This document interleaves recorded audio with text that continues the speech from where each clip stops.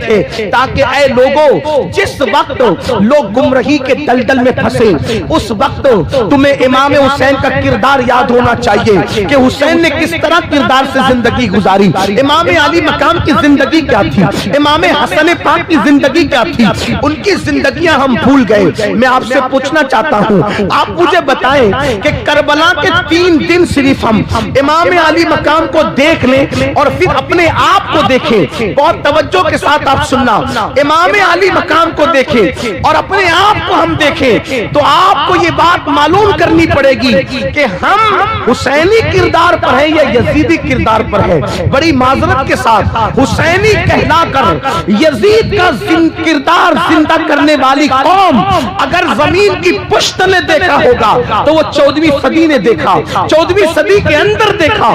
اللہ اکبر، جتنے پاپ جتنے جرائم یزید کر رہا ہے وہ سارے جرائم اس قوم کے اندر موجود ہے جو اپنے آپ کو حسینی کہہ رہی ہے۔ امام حسین کا کوئی کردار اس قوم کے اندر موجود نہیں، وجہ اس لیے کہ امام علی مقام کی زندگی پڑھی نہیں، امام علی مقام کی زندگی سنی نہیں، صرف بس جذباتی نعرے، ہر جگہ جذباتی نعرے، ہر جگہ جذباتی نعرے۔ آئیے میں 2 باتیں پڑھتا ہوں آپ کے سامنے، برا مت ماننا، میری گفتگو آخری تک سننا۔ دیکھیے، ایک ہے کردار یزید اور ایک ہے امام حسین کا کردار، 2 کردار ہمارے سامنے ہیں۔ اب ہمیں یہ دیکھنا ہے، میں نہیں کہوں گا کہ کون یزید کے کردار پر ہے اور کون امام حسین کے کردار پر ہے، میں صرف آپ کو اتنا بتاؤں گا یہ یزید کرتا تھا اور یہ امام حسین کرتے تھے۔ اب آپ کو اپنے اندر ڈوب کر خود سوچنا ہے، اپنے من میں ڈوب کر، پاجا سراغ زندگی تو اگر میرا نہیں بنتا نہ بن، اپنا تو بن۔ یاد رکھنا، چٹنگ بازی کرنے والوں، اپنے آپ سے دھوکے بازی کرنے والوں، ایک دن موت ہے موت، جس دن موت کا فرشتہ آئے گا روح کا رشتہ تمہارے جسم سے ٹوٹ جائے گا، ہم بھی مریں گے تم بھی مرو گے، لیکن جب موت کا فرشتہ آئے گا تو یہ جو تم اور ہم چٹنگ بازیاں کر رہے ہیں محبت اہل بیت کے نام پر، بے جا رسومات، غلط رسومات، رافضیوں کا کیریکٹر زندہ کرنا اور امام علی مقام کے کردار سے آنکھیں بند کر لینا، موت کے وقت پچھتاؤ گے، لیکن اس وقت پچھتانے سے کوئی کام نہیں چلنے والا، اس وقت ہاتھ ملنے سے، اس وقت آنسو بہانے سے، اس وقت تڑپنے سے، اس وقت بلکنے سے کچھ نہیں ہونے والا۔ آؤ میں دونوں کا کردار پڑھتا ہوں، میری پوری گفتگو کا حوالہ ابن جریر طبری کی تاریخ طبری ہوگی، امام جلال الدین سیوطی کی تاریخ خلفاء ہوگی، ابن کثیر کی البدایہ والنہایہ ہوگی، اسی طریقے سے آئین قیامت ہوگی، اللہ اکبر، اور ساتھ ہی ساتھ مشہد حسین، علامہ ابو اسحاق، اللہ اکبر۔ اب آئیے ان سب کتابوں کا اتنے مجموعہ، اللہ اکبر، امام علی مقام علی جدی علیہ السلام کا یزید سے اختلاف ہوا، یزید سے امام کا اختلاف ہوا۔ دیکھو اختلاف کی کوئی نہ کوئی وجہ ہوتی ہے، بنیادی وجہ ہوتی ہے۔ اگر آج کسی سے کوئی اختلاف ہو، مثال کے طور پہ 2 علماء کا اگر اختلاف ہو تو کوئی نہ کوئی مسئلہ بیچ میں بنتا ہے کہ اختلاف کی وجہ کیا ہے، ٹھیک ہے، لیکن ایک بات یاد رکھنا، جو بہت بڑے لوگ ہوتے ہیں جن کے پاس ہر نعمت ہوتی ہے وہ جلدی سے کسی سے اختلاف نہیں کرتے، لوگ ان سے اختلاف کرتے، وہ اوروں سے جلدی سے اختلاف نہیں کرتے جس کے پاس نعمتیں ہوتی ہیں۔ اللہ اکبر، امام علی مقام کے پاس کمی کس چیز کی تھی؟ امام حسین کے پاس کمی کس چیز کی تھی؟ حسن ایسا تھا، حسن ایسا تھا، علامہ عبد الرحمن جامی کہتے ہیں امام حسین اتنے خوبصورت تھے کہ جب رات کے وقت آپ گلیوں میں چلتے تھے تو لوگ آپ کے چہرے کی روشنی کے اندر راستہ طے کرتے ہوئے نظر آتے تھے۔ حسن و جمال کا عالم یہ تھا، اللہ اکبر، اور نسب کتنا اعلیٰ، جس کا نانا رسول، جس کی نانی ام المومنین خدیجۃ الکبریٰ، جس کے بابا علی مرتضیٰ، جس کی امی سیدہ فاطمہ زہرا، نسب اتنا اعلیٰ تھا، اللہ اکبر۔ وہ امام علی مقام علم بے مثال، حسن بے مثال، نسب بے مثال، خاندان بے مثال، تقوی بے مثال، طہارت بے مثال، خون بے مثال، سب کچھ بے مثال۔ ارے ان کا گھر بھی اتنا بے مثال تھا کہ اس گھر میں سید الملائکہ جبریل امین بھی اجازت کے بغیر داخل نہیں ہوتے تھے۔ देखे उनके घर में बे इजाजत जिब्राइल आते नहीं। कद्र वाले जानते हैं कद्र शान अहले बैत। इतना आला घर, उनकी अम्मी इतनी मुकद्दस थी कि जिसके सर के दुपट्टे को कभी चांद और सूरज ने नहीं देखा। मेरे इमाम कहते हैं जिसका आंचल न देखा महो महर ने, उस रिदाए नज़ाहत पे लाखों सलाम। लेकिन इमाम ने इख्तिलाफ किया यजीद से। यजीद पलीद, बदतरीन इंसान, जितनी गंदगियों के नाम मैं ले लूं सारी गंदगियां कम होती है, यजीद ज्यादा गंदा है। ठीक, इतना पलीद है यजीद। यजीद को किसी ने अच्छा नहीं कहा। उलमाए अहले हदीस उन्होंने भी अच्छा नहीं कहा। उनकी अक्सरियत वहीदुज़्ज़मान अपनी किताब हदियतुल महदी के अंदर यजीद के बारे में कहते हैं, वो तो लिखते हैं कि यजीद तो ऐसा था कि उसने कहा था माअज़ल्लाह सुम्मा माअज़ल्लाह कि बनु हाशिम पर कोई वही नाजिल नहीं हुई। उन लोगों ने तो हुकूमत और सल्तनत के लिए ड्रामा रचा था वही। यानी कि ये तो उलमाए अहले हदीस का स्टेटमेंट ये है यजीद के बारे में। नए लोग अगरचे बिगड़े कुछ करें, हालात के तहत समझौता करें, अलग बात है। वहीदुज़्ज़मान की किताब हदियतुल महदी मौजूद है, आप उसमें देख सकते हैं। इसी तरीके से आप उलमाए देवबंद की किताब उठाकर देखें, कारी तय्यब उन्होंने अपनी किताब में शहीद करबला के अंदर जगह जगह यजीद की मजम्मत की। मौलाना हुसैन तांडवी जिनको हुसैन अहमद मदनी कहते हैं, उन्होंने यजीद के खिलाफ लिखा। यानी कि आप देखते चले जाएं, एक सिलसिला है, कोई यजीद को अच्छा नहीं कहता। हत्ता के सिख मजहब के लोग भी, उनके अपने मजहबी जो पेशवाए, उन्होंने भी यजीद की मजम्मत की। हत्ता के जो वो गुरु नानक जैसे लोगों ने, अल्लाह अकबर, ये यजीद के मुतालिक जो है वो इंतहाई वो उसका घिनौना किरदार पेश किया। इसी तरीके से हिंदू मजहब के जो पढ़े लिखे लोग गुजरे हैं, उन्होंने यजीद की मुखालफत। यजीद को किसी ने अच्छा नहीं कहा। अमीरुल मोमिनीन हजरत उमर इब्न अब्दुल अजीज के दरबार में जिसका खानदानी रिश्ता था यजीद से, ताल्लुक था, उनके उमर इब्न अब्दुल अजीज के दरबार में यजीद को अमीरुल मोमिनीन कहा। तो उमर इब्न अब्दुल अजीज ने कोड़े लगवाए अमीरुल मोमिनीन कहने वाले। आप गौर फरमाइए, इतना गंदा था यजीद। लेकिन इख्तिलाफ क्या था? इख्तिलाफ ये था कि यजीद खुले आम शराब पीता था और शराब को आम करता था। उसके दरबार में शराब एकदम अलग पी जाती थी और शराब को आम किया जा रहा था। इस चीज को इमाम अली मकाम ने महसूस किया। इब्ने कसीर ने लिखा है कि यजीद ने सफरे हज में भी शराब पी। यानी आपके ये जो गांव आपका है, अगर यहाँ कोई शराबी आदमी हो, अल्लाह ना करे, मगर वो जब अल्लाह उसको हज की तौफीक दे तो कम से कम जितने दिन वो हज के सफर में होगा तो कम से कम वो शराब तो नहीं पिएगा। आप हज के सफर की बात करते हैं, लोग अजमेर शरीफ जाते हैं तो बिगड़े हुए काम नहीं करते, गरीब नवाज के एहतराम और ताजीम में। लेकिन यजीद इतना पलीद, इतना गंदा, इतना निकम्मा, इस कदर नीच हरकत का इंसान था कि उसने सफर हज में भी मदीने मुनव्वरा में शराब पी। अब आप देखें, इमाम आली मकाम अला जद्दी वाली सलाम उसकी बदकारियों को, बदकिरदारियों को महसूस कर रहे थे। इमाम ने जो उसके हाथ पर बैअत नहीं की और उससे इख्तिलाफ किया, नफरत की, वजह यह थी कि अगर इमाम उसके हाथ पे बैअत कर लेते तो कल उठ करके कोई शराब के खिलाफ तकरीर कर ही नहीं सकता था। शराब के खिलाफ, नशे के खिलाफ कोई बात कर ही नहीं सकता था। क्यों? अगर कोई करने जाता तो लोग क्या कहते? तू बड़ा है कि इमाम हुसैन बड़े। जब एक शराबी के हाथ पे इमाम हुसैन ने बैअत कर ली तो फिर तू कौन होता है उसके खिलाफ बात करने वाला? लेकिन मेरे इमाम की गैरत देखो, अली अकबर जैसा बेटा दिया, हम शबी पैगंबर अली अकबर जैसा बेटा दिया, लेकिन आपने यजीद के हाथ में अपना हाथ नहीं दिया। आपने अली असगर जैसा 6 महीने का शहजादा दिया, लेकिन यजीद के हाथ में अपना हाथ नहीं दिया। आपने कासिम जैसा 19 साल का जवान कुर्बान किया, लेकिन यजीद के हाथ में अपना हाथ नहीं दिया।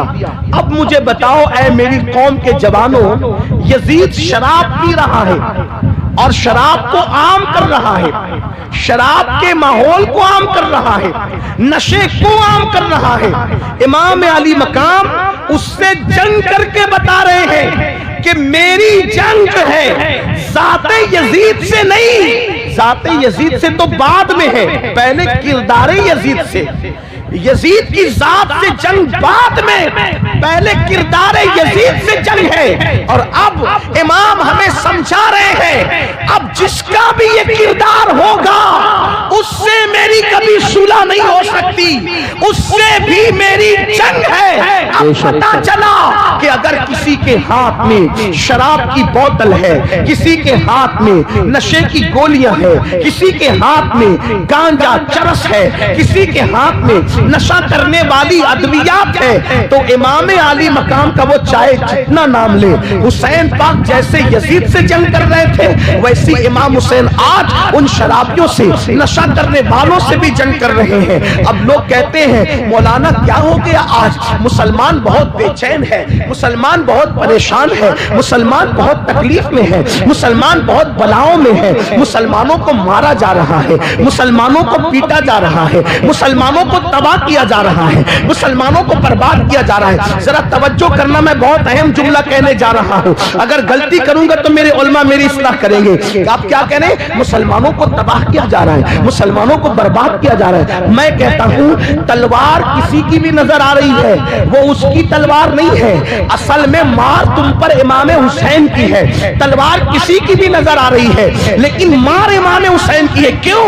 اس لیے کہ حسین نے بتا دیا کہ جس قوم کے اندر نشہ ہوگا اس سے میری جنگ ہوگی۔ اب امام حسین کے مقابلے میں تم کھڑے ہو گئے، اس لیے اللہ تمہیں تباہ کر رہا ہے، تمہیں برباد کر رہا ہے۔ کیا سمجھ رہے ہو؟ امام علی مقام کوئی چھوٹی موٹی ہستی نہیں۔ اللہ اکبر، مجھے بتاؤ مسلمانوں کے محلے میں جتنی نشے کی چیزیں بکتی ہے کیا اوروں کے محلے میں بکتی ہے؟ جتنا نشہ مسلمانوں کے علاقوں میں کیا جاتا ہے کیا اوروں کے علاقوں میں کیا جاتا ہے؟ آپ سے پوچھنا چاہتا ہوں اس قدر نشے میں ڈوبنے والی قوم 15ویں صدی کے اندر اگر کوئی ہے وہ قوم مسلم ہے۔ اللہ اکبر، 16 سال کے 17 سال کے لڑکے اور لڑکیاں باضابطہ طور پر نشے کی طرف جا رہے ہیں، کالج چھوڑ کر، یونیورسٹی چھوڑ کر، تعلیم چھوڑ کر نشے کی طرف۔ کس مسلمان کو نہیں پتا اللہ کے رسول مصطفیٰ کریم رؤوف الرحیم صلی اللہ علیہ وسلم نے فرمایا جس نے نشہ کیا اس نے محمد پر نازل ہونے والی کتاب کا گویا کہ انکار کیا۔ اللہ اکبر، اللہ اٹھا کر حدیث رسول دیکھو، اللہ کے رسول علیہ السلام فرماتے ہیں نشہ کرنے والے جب قیامت کے دن اٹھ کر کے اللہ کی بارگاہ میں آئیں گے، نشہ کرنے والے، کاش میری یہ آواز، یہ میری گنہگار آواز، یہ میری بے اثر آواز، کاش اللہ اس میں اثر پیدا کر کے کسی نشہ کرنے والے جوان تک پہنچا دے کہ اللہ کے رسول علیہ السلام فرماتے ہیں نشہ کرنے والا جب قیامت کے دن اللہ کی عدالت میں اٹھ کر کے آئے گا تو اس کا چہرہ سور کی طرح، خنزیر کی طرح ہوگا، اور اس کی آنکھوں سے خون ٹپک رہا ہوگا، اس کی آنکھوں سے خون بہ رہا ہوگا، اور وہ اپنی منہ سے الٹی کر رہا ہوگا تو وہ الٹی پاخانے کی الٹی ہوگی، یعنی اس کے منہ سے غلاظت پاخانہ نکل رہا ہوگا۔ منہ سور کا، توجہ کریں، منہ سور کا، خنزیر کا، آنکھوں سے خون اور منہ سے پاخانہ، اور پورے بدن پر سانپ اور بچھو چپکے ہوئے ہوں گے، اور جن آلات کے ساتھ وہ نشہ کرتا تھا وہ آلات اس کے ہاتھ میں ہوں گے، اور آس پاس فرشتے ہوں گے جو اس پر لعنت کر رہے ہوں گے، اس پہ لعنت برسا رہے ہوں گے۔ اس ذلت و رسوائی کے ساتھ اللہ اکبر، نشہ کرنے والا قیامت کے دن اللہ کی عدالت میں آئے گا۔ لوگ اس سے پوچھیں گے کہ تو کون ہے، تو کون ہے؟ یہ میں اپنی مرضی سے نہیں کہہ رہا ہوں، فقی ابو اللہ سمرقندی نے اس کو اپنی کتاب میں لکھا ہے، میں کوئی بات اپنی طبیعت سے کہنے کا عادی نہیں۔ اللہ اکبر، فقی لکھتے ہیں جب اس ذلت کے ساتھ نشہ کرنے والا میدان قیامت میں آئے گا تو لوگ کہیں گے تو کون ہے، اتنی ذلت کے ساتھ تو آ رہا ہے تو اس کو کہا جائے گا بتا تو کون ہے؟ فرشتے کہیں گے لوگوں یہ دنیا کے اندر نشہ کرتا تھا، یہ دنیا میں شراب پیتا تھا، یہ دنیا میں نشہ کیا کرتا تھا، اب آپ مجھے بتائیں کتنی ذلت ہے نشہ کرنے والوں کے لیے۔ اب آپ دیکھیں یزید نشہ کرتا تھا، امام علی مقام نشے کے خلاف تھے۔ اب آپ سے پوچھتا ہوں حسینیت نشہ کرنے کا نام ہے یا نشے کی مخالفت کرنے کا نام ہے؟ آپ مجھے جواب دیں، نشہ کرنے کا نام حسینیت ہے یا نشے کی مخالفت کرنے کا نام حسینیت ہے؟ اب اگر کوئی نشہ کر رہا ہے تو چاہے اس کا نام غلام حسین ہو، چاہے اس کا نام غلام علی ہو، چاہے اس کا نام عباس ہو، اگر وہ نشہ کر رہا ہے تو غلام حسین نام ہونے کے باوجود وہ حسین کا غلام نہیں، وہ یزید کا غلام ہے، کیونکہ وہ یزید کا کردار زندہ کر رہا ہے۔ نکلو سنیوں میری قوم کے جوانوں، اے مسلمانوں یزیدی کردار سے باہر نکلو۔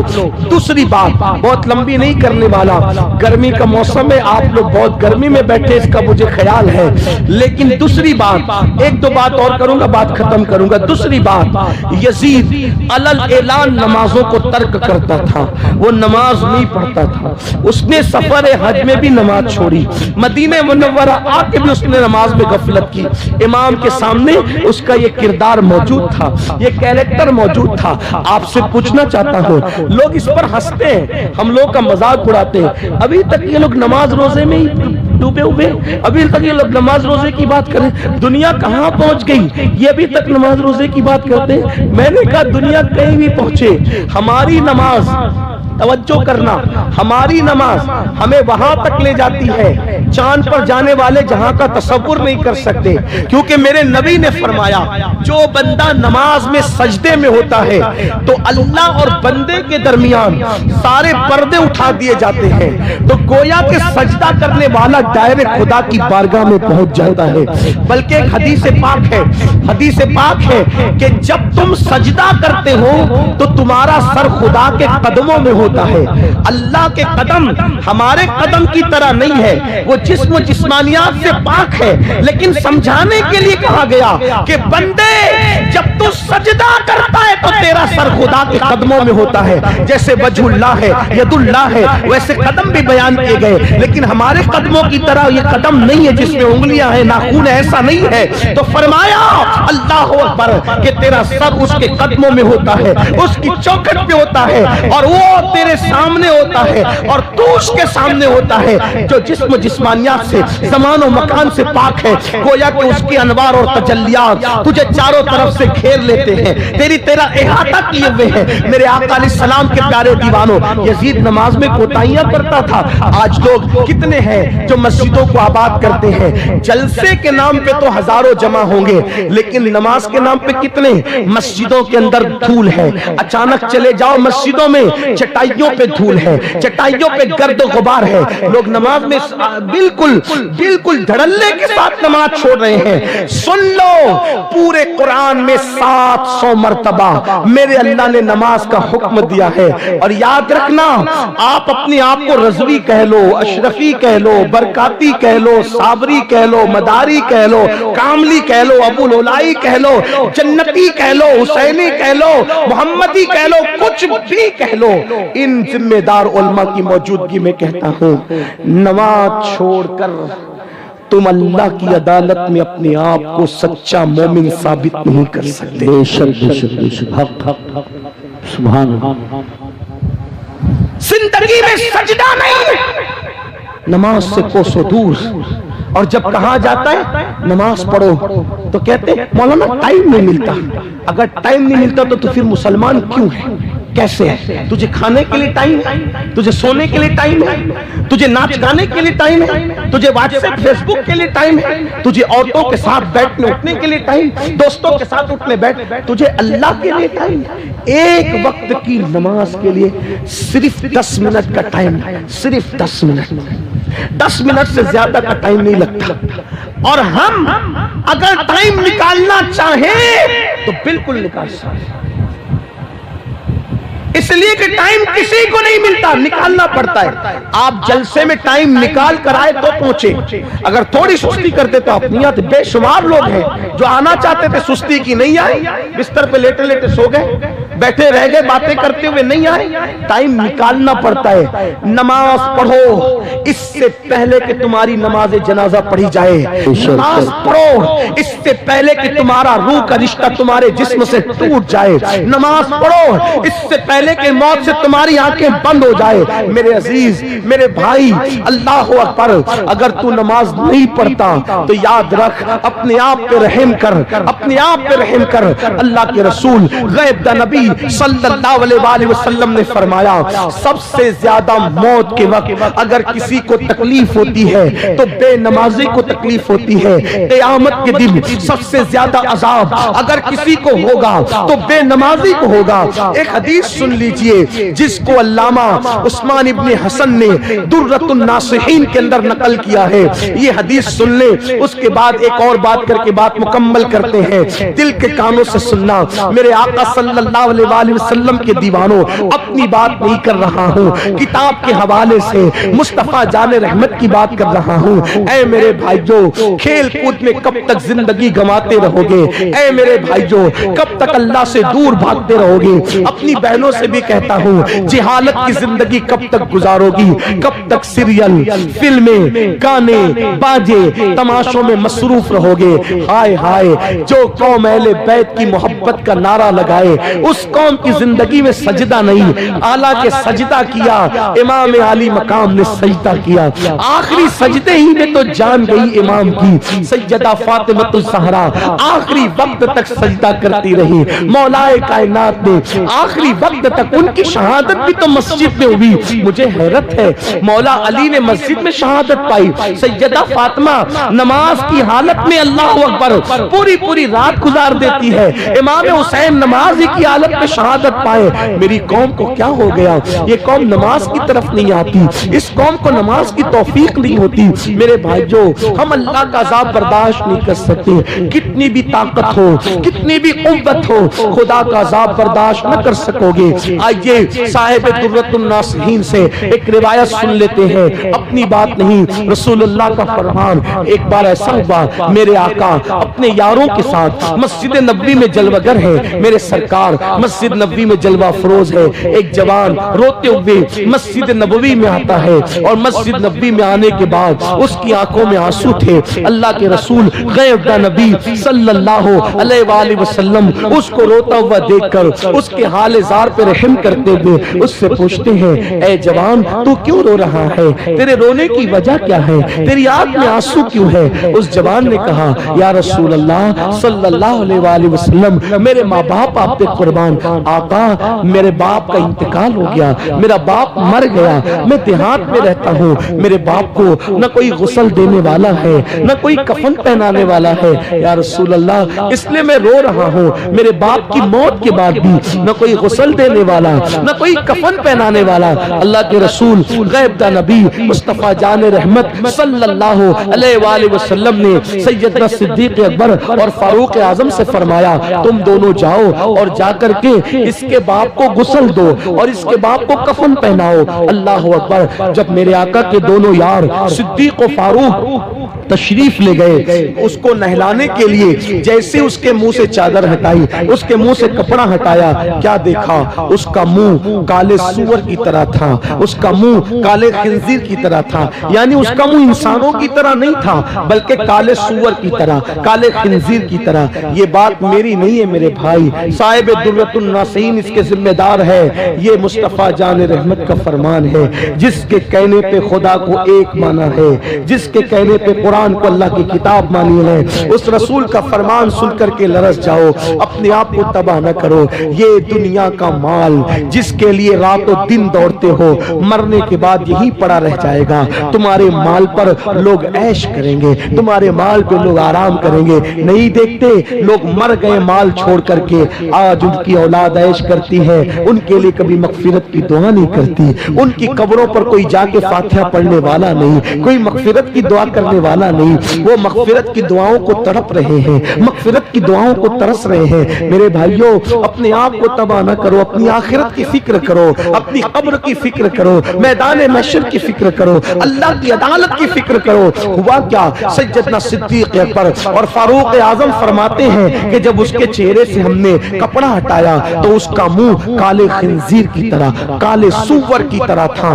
جیسے ہی ہٹایا، پیروں کے نیچے سے زمین کھسک گئی، زمین نکل گئی، فوراً اس کے منہ پہ کپڑا ڈالا اور ایک قاصد کو اللہ کے رسول غیب دا نبی صلی اللہ علیہ وآلہ وسلم کی بارگاہ میں بھیجا۔ جب قاصد حضور کے پاس آیا تو کہا یا رسول اللہ صلی اللہ علیہ وآلہ وسلم، صدیق و فاروق کو آپ نے اس کو غسل دینے کے لیے اور کفن پہنانے کے لیے بھیجا، لیکن اس کو کیسے غسل دے، کیسے کفن پہنائے؟ اس کا منہ تو سور کی طرح، کالے خنزیر کی طرح ہو گیا۔ اس دیہات میں اللہ کے رسول علیہ الصلوۃ والتسلیم بنفس نفیس تشریف لائے، میرے آقا بذات خود وہاں پر اس دیہات میں تشریف لائے، اور آنے کے بعد میرے آقا علیہ السلام نے پھر اپنے ہاتھ اٹھائے اور دعا کی، اے اللہ اس کا منہ ٹھیک کر دے، اس کا جو منہ کالے سور کی طرح، کالے خنزیر کی طرح ہوا ہے، اس کا منہ ٹھیک کر دے، اس کا منہ درست کر دے۔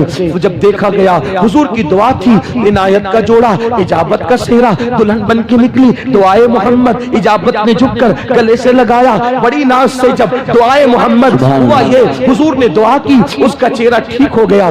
فوری طور پہ صحابہ نے، اصحاب مصطفیٰ نے غسل دیا، غسل دینے کے بعد کفن پہنایا، کفن پہنانے کے بعد صحابہ کرام نے پھر اس کی نماز جنازہ پڑھی، صحابہ نے اس کی نماز جنازہ پڑھی۔ نماز جنازہ کس نے پڑھی؟ صحابہ نے۔ میرے بھائیوں توجہ کرنا، کسی مسجد کے امام نے نہیں، ہم جیسے مولوی صاحب لوگوں نے نہیں، اللہ اکبر، ہم جیسے پیر صاحب لوگوں نے نہیں، بلکہ اصحاب مصطفیٰ نے روئے زمین پر، روئے زمین پر، چشم فلک نے اور پشت زمین نے انبیاء کے بعد اگر سب سے بہترین کوئی مخلوق دیکھا ہے تو اس کو اصحاب مصطفیٰ کہتے ہیں، اسے صحابہ کہتے ہیں۔ صاحب درۃ الناصحین کے مطابق صحابہ نے نماز جنازہ پڑھی، اور نماز پڑھنے کے بعد جب اس شخص کو قبر میں رکھا جانے لگا تو کسی نے دھیرے سے کہا، پہلے تو اس کا منہ کالے سور اور خنزیر کی طرح ہو گیا تھا، اب مرنے کے بعد جب منہ ایسا ہوا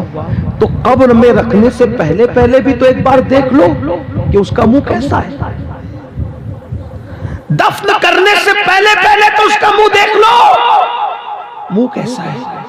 جب نماز جنازہ کے بعد اور دفن سے پہلے پھر کپڑا ہٹایا گیا چہرے سے تو اب بھی اس کا منہ کالے سور کی اور کالے خنزیر کی طرح تھا۔ اگر آج کسی کا منہ ایسا ہو جائے تو کتنا ہنگامہ ہوگا؟ اس وقت ہوا۔